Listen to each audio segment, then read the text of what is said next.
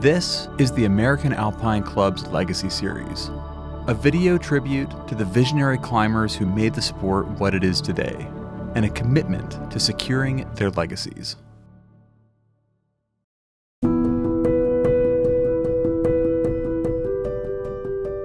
When we first dreamed up the idea of going to Annapurna, all the 8,000 meter peaks had been climbed by men and not a single one had been climbed by a woman. And there was like a question, could women climb 8,000 meter peaks?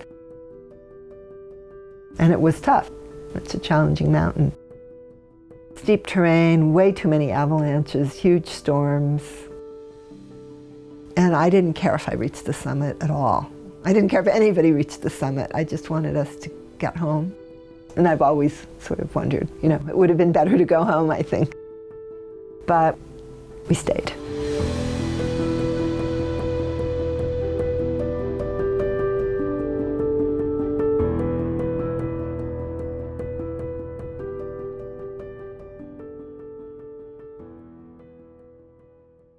From the first time I went climbing, I completely loved it.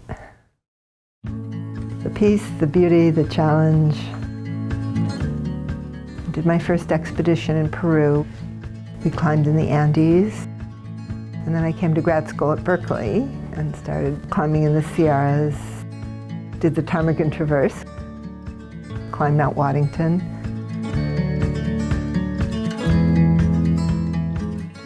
There were very few women climbing. I was always the only woman. Nobody knew if women could climb Denali, including us. Because to climb Denali in those days, you had to carry 30 days of food, but we thought we'd try.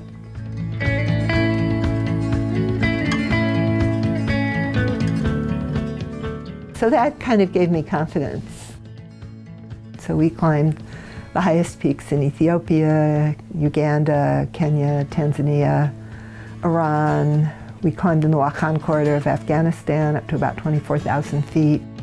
We did first ascents in Kashmir, first ascents in the Himalayas. And then, we wanted to climb an 8,000 meter peak. That's kind of the magic number. And I thought, Annapurna, that was the first one ever climbed by Maurice Herzog in 1950. But basically pretty much all the expeditions were all men. There was an attitude that climbing was something that men did together and that women were didn't fit in. So it just seemed time to give women a chance.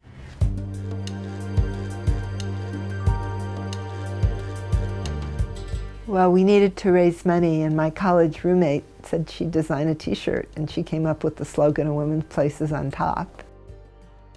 It was kind of crazy, those t-shirts were so popular, so we were trying to train for the expedition and run this business. It was out of my house, but we raised ultimately about $80,000, which is what we needed to pay for the expedition. Gosh, isn't that exciting?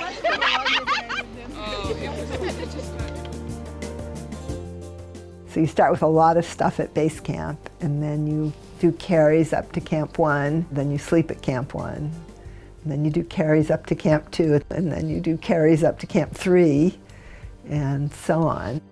And we felt like it was a shooting gallery. Avalanches would come down, and we would run under the face. And then thought we were safe on the rib. We climbed the rib, which was very difficult ice climbing and quite steep. And then there was this narrow knife edge.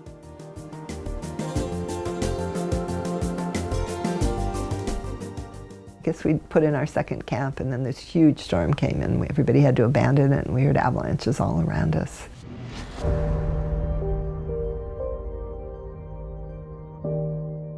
At that point, I thought we should go home, that it was just too dangerous, and everybody felt they didn't want to, that we'd done so much that we needed to stay. And just pray that the avalanches leave us alone for 2 weeks. And then you have to pick who the summit team are going to be. And so we tried to pick the strongest people who seemed like Irene and Vera Komarkova. And they did reach the summit.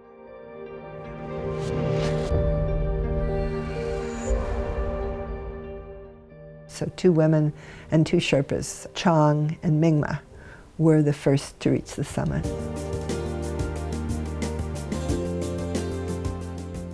The first American ascent of Annapurna, it was the first women's ascent of Annapurna. It was an altitude record for American women.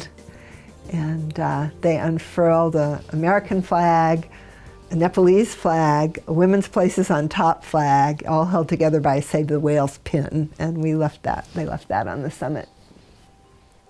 But at the same time, Vera and Allison were making their second summit bid.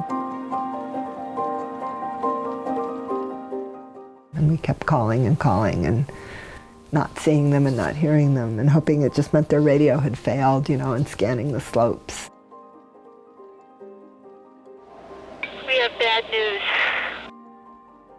It could have been a little avalanche knocked them off. It could have been a rock fall. It could have been somebody fell. Who knows? We don't know what caused it, but they did fall.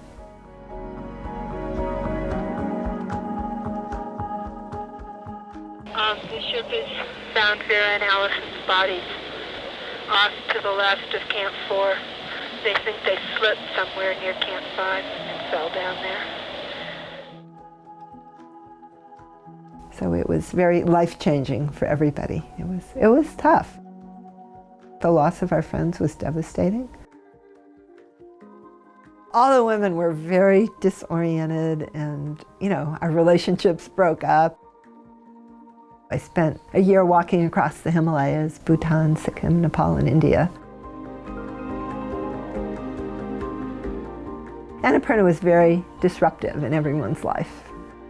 But many people have been inspired by it, so that's good. And I think it maybe helped contribute to women, to all these wonderful women that are climbing now. I hope so. It was nice to see that. But for me personally, I'm not sure. It very much changed the course of my life. So who knows? You can't really say. But we get together every few years and have reunions, and it's a very strong bond among the team. We really like each other, and we really like getting together.